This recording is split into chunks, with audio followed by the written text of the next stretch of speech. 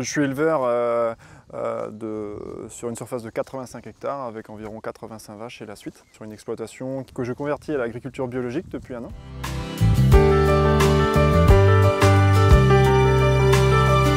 J'essaye d'être le plus herbagé possible. La surface va aller vers du 100% herbe.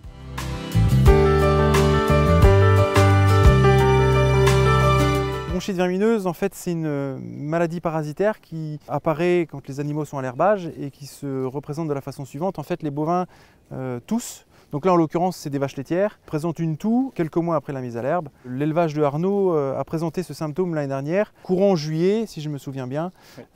Est-ce que tu peux nous en dire un peu plus sur toi, la façon dont ça s'est présenté? Début juillet, j'ai eu les premiers symptômes de toux sur quelques vaches et puis très rapidement, ça s'est généralisé. Je t'ai appelé et puis c'est là qu'on est intervenu.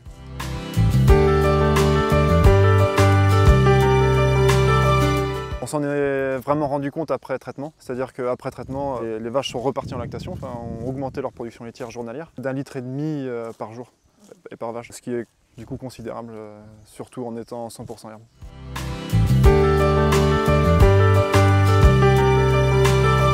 Alors en fait, quand il y a des épisodes de toux qui démarrent sur des troupeaux ou même des génisses en première ou en deuxième année de pâture, on surveille toujours la bronchite vermineuse avec des coproscopies pour en avoir le cœur net, parce qu'il y a plusieurs choses qui peuvent faire tousser des bovins. Et en fait, quand on fait la technique de Baerman, on peut regarder si on trouve des larves, et en l'occurrence, s'il y a les larves, c'est typiquement la bronchite vermineuse, qu'on appelle dictyocolose, qui est responsable de la bronchite vermineuse. Et du coup, là, il n'y a pas le moindre choix, il faut vermifuger les animaux avec un antiparasitaire. Là, en l'occurrence, on a fait le choix de vermifuger l'ensemble du troupeau parce que c'était tant les primipares que les multipares qui toussaient. Le phénomène, l'année dernière, a été un peu plus compliqué que prévu parce que les animaux ont récidivé. On n'a pas arrêté le pâturage, les vaches ont continué de manger de l'herbe. Et tu as remarqué que ça a retoussé un mois à peu près après le premier épisode. Du coup, on a refait les examens complémentaires qui ont remontré présence de larves de bronchite vermineuse. Donc la vermifugation a dû être renouvelée pour calmer le phénomène et surtout retrouver la production laitière qu'elle avait.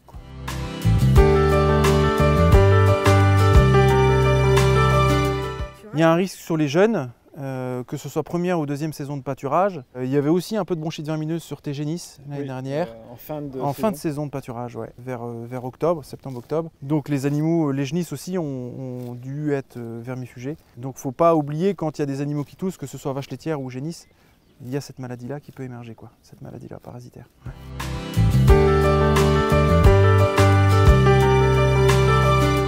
La particularité de la bronchite vermineuse, c'est que vu que c'est parasitaire, c'est lié à l'herbe, donc dans les parcelles où on pâturait les animaux, il peut rester des larves présentes, des larves infestantes.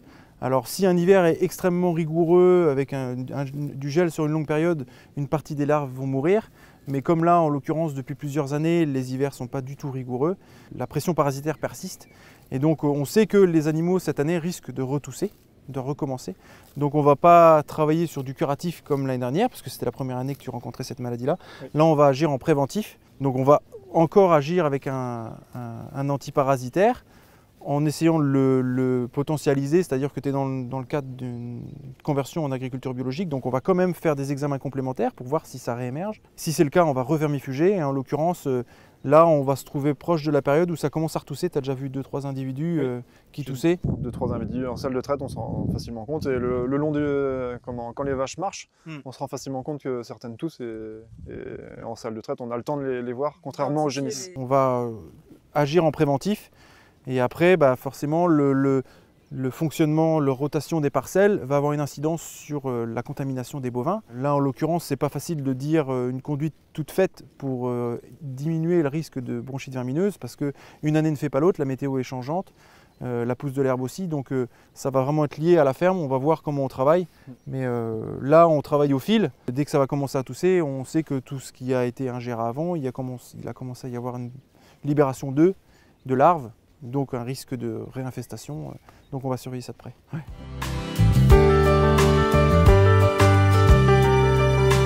Alors il y a une immunité qui apparaît au fur et à mesure. Alors c'est pas une immunité aussi puissante entre guillemets que l'immunité contre les stronques digestifs que les animaux ont dans les intestins, mais on a une immunité qui apparaît au fur et à mesure, donc il y a des individus qui ne tousseront jamais, donc qui ont réussi à avoir cette immunité-là, mais il y en a d'autres qui sont toujours très sensibles, donc il faut jongler entre les deux. On ne va pas pouvoir sélectionner que les individus qui ne sont pas sensibles. On ne va pas réformer des vaches qui sont trop sensibles à la bronchite vermineuse, mais on va essayer de calmer le phénomène épidémique de la bronchite vermineuse en jonglant avec la rotation de pâturage et les vermifuges. Voilà.